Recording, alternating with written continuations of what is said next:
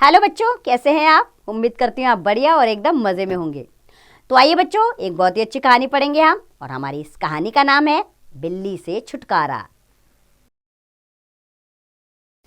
तो अपने इस अध्याय को शुरू करने से पहले हम पढ़ेंगे इसमें आने वाले कठिन शब्द। और कठिन शब्द हैं पंसारी, संख्या, समर्थन, फूर्ति और खामोशी। अब इन शब्दों का उच्चारण आपने अच्छे से करना है और लेखन पर गौर करना है, अर्थात सही उच्चारण करके सही तरीके से इनको लिखने का अभ्यास कार्य कीजिएगा। हम अपने अध्याय को शुरू करते हैं। तो एक पंसारी की दुकान में, पंसारी क्या होते हैं? जो रोजमर्रा का सामान रखते हैं। तो एक पंसारी की दुकान में बहुत से चूहे रहते थे।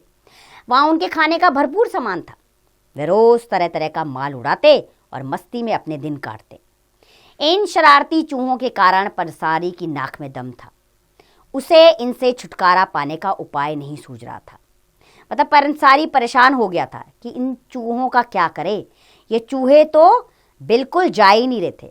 उसकी पूरी दुकान का सत्यानाश कर रखा था चूहों ने, जिस कारण उसको काफ़ी नुकसान उठाना पड़ता था। नुकसान यानी कि उसको फ़ायदा ही नहीं हो रहा था।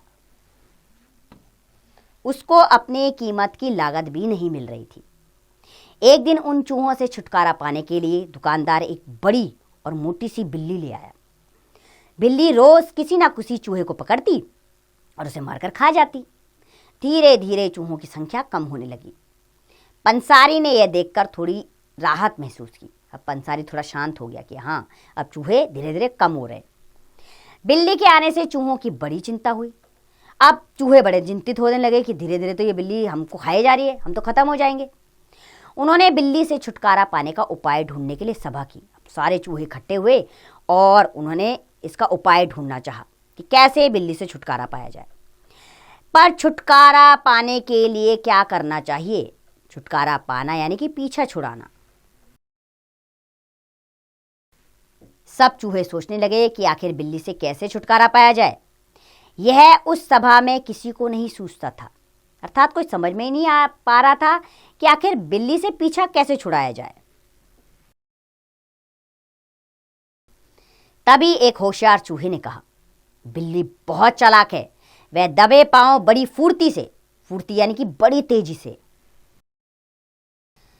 बड़ी फुर्ती से आती है, इसलिए हमें उसके आने का पता ही नहीं चलता। हमें किसी तरह उसके गले में घंटी बांध देनी चाहिए। इस तरह हमें उसके आने का पता चल जाएगा। तो क्या कहा एक चूहे ने कि वो बहुत फुर्ती से आती है, पता ही नहीं लगता उसका। ऐसा करते हैं, उसके गले में घंटी बांध देते हैं। जब भी वो आने लगेगी हमारे पास, उसकी घंटी बजेगी और हमें पता लग जाएगा। दूसरे चूहे ने इसका समर्थन किया। समर्थन करना यानी कि हाँ में हाँ मिलाना। दूसरे चूहे ने भी कहा, हाँ ये बिल्कुल ठीक उपाय है। वाह, क्या बात कही है।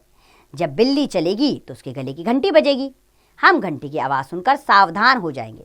सावधान यानी कि सतर्क हो जाएंगे। एक अन्य चूहा बोला, तब तो हम उसके हाथ कभी नहीं आएंगे, और जब भूखी मरने लगेगी तो अपने आप ही वापस चली जाएगी। तो दूसरे चूहे ने कहा कि ऐसे तो हम कभी उसके हाथ नहीं आएंगे, और जब वो भूखी मरने लगेगी, उसको भोजन ही नहीं मिलेगा, तो अपने आप भाग जाएगी यहाँ से। हम इतने फासले पर रहें। फासले का अर्थ होता है बच्चों दूरी, गैप बनाना। चूहे ने कहा, हम इतने फासले पर रहें कि वे हमारा कुछ भी नहीं बिगाड़ सकेगी। सभी चूहों ने इस सुझाव का समर्थन किया। सुझाव यानी कि उपाय। सभी इस उपाय से संतुष्ट हो गए। सबने कहा हाँ, ऐसे ही किया जाना चाहिए। सारे चूहे खुशी से नाचने लगे, लेकिन एक बूढ़ा चूहा खामोशी से बैठा उन सबकी बातें सुन रहा था। तभी उस बूढ़े चूहे ने उन्हें डांटा, खुशियां मनाना बंद करो। मुझे सिर्फ इतना बताओ कि बिल्ली के गले में घंटी बांधेगा कौन? यह सुनते ही सारे चूहे चुप हो गए। वे एक दूसरे का मुंह देखने लगे।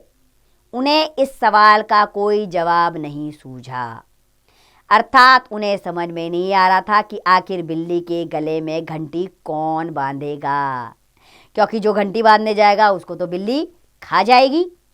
तो इसलिए सब चूहे चुप हो गए। अर्थात ये कहानी हमें शिक्षा देती है कि जल्दबाजी में कोई कार्य नहीं करना चाहिए। अपने बड़े बूढ़ों की राय ज़रूर लेनी चाहिए।